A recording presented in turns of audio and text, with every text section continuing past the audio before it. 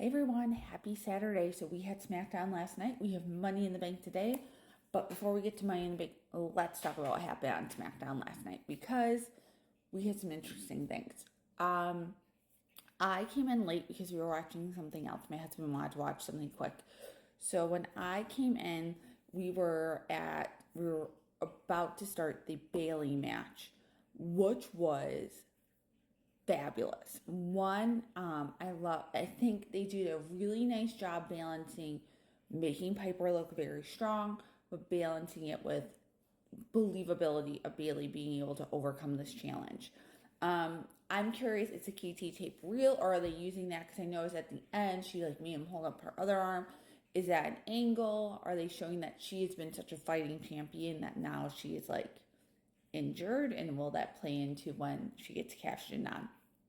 I, you know me, I love Chelsea Green, and she's just great in this role. And so my husband's like, well, I just find her obnoxious. I'm like, that's kind of the point of the character, and that's why I kind of love it. So like that, I loved how they had everyone else who was going to be at Money in the Bank come in, have that big collision. I think it just set up the stakes a little bit more for that. And interesting because, they did focus so much on Bailey with the Money in the Bank. I'm wondering, Liv is involved with so much. I don't think they're going to have anyone cash in on Liv. That's my personal opinion. And I don't think they're going to have anyone cash in on Liv because I think we know who's going to come back and want that title back. We all do. The backstage segment, not the backstage, the in-ring promo with Cody, Kevin, and Randy. Amazing. Cody was great. Randy's great. Randy's amazing. I love them both. I'm a Cody crybaby. You all know that. But the Kevin Owens, and I do love KO, but that promo, that mixing of reality into why the stakes are so high for him, I think just upped it another level for that.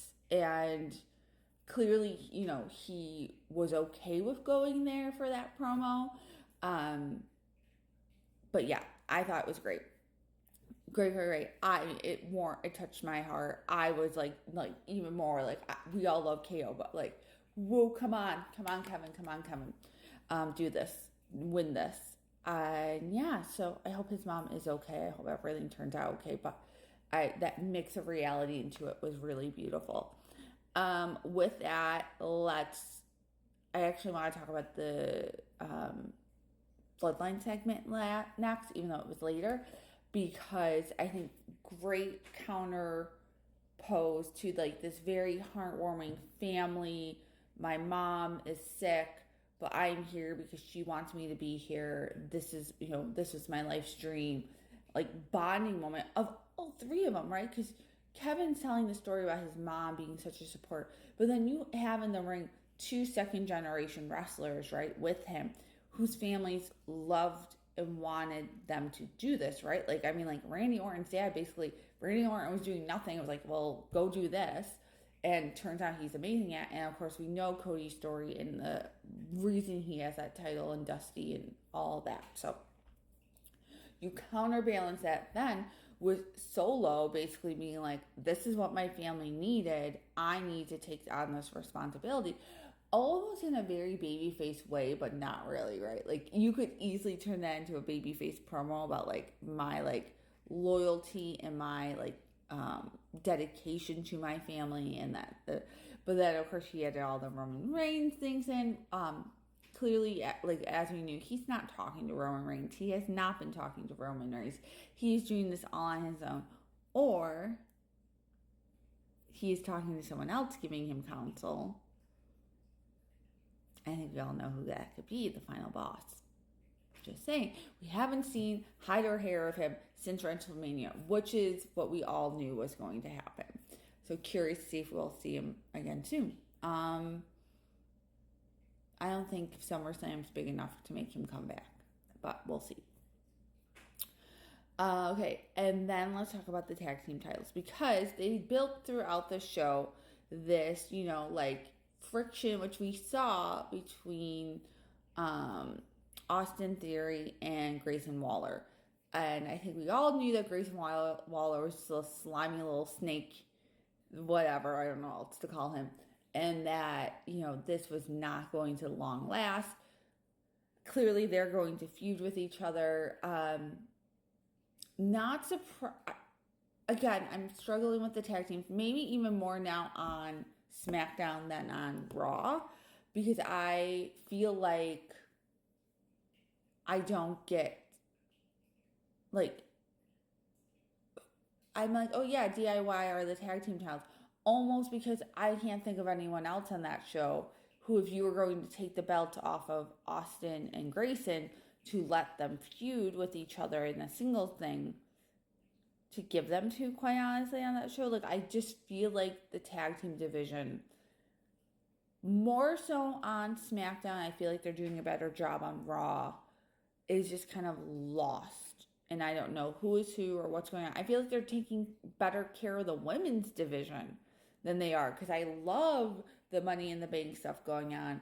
I'm like loving this, as much as I don't like her, this Nia Jax thing, and like at the end of that match and the kendo stick, and I mean, they gave Meechum something to do, and you know me, I love Meechum, and I'm very bummed when they don't use her correctly.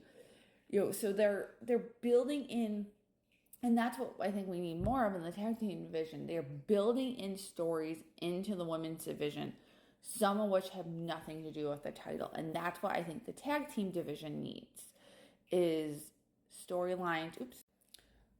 I'm back. Storylines not connected to a title, if that makes sense. So that's just my opinion. I'm, of course, very excited for Money in the Bank. I am excited for the Damian Priest and Seth Rollins match. I'm very excited about the women and the men's Money in the Bank. With the men's, I'm just like, I feel like I know part of the ending, but I don't know who's going to get the briefcase, which I kind of love, right? Like last year, I didn't see Damian Priest winning the contract, and he did great with it. And yeah, and the sixth man. I'm very excited for the sixth man. I like the babyface team is just stacked, and I just love them all. And I think right now too, I told John my next t-shirt is going to be a Kevin Owens Just Keep Fighting t-shirt. That's the next one on my list to get. And then also I'm figuring out my next action figure, because I wanted the Amy Dumont one, but it's back ordered and it won't be here in time for the pageant. So that was what my good luck charm I was going to bring with me. So I need to figure out something new. All right, I need to go get on the treadmill and then get to hot yoga.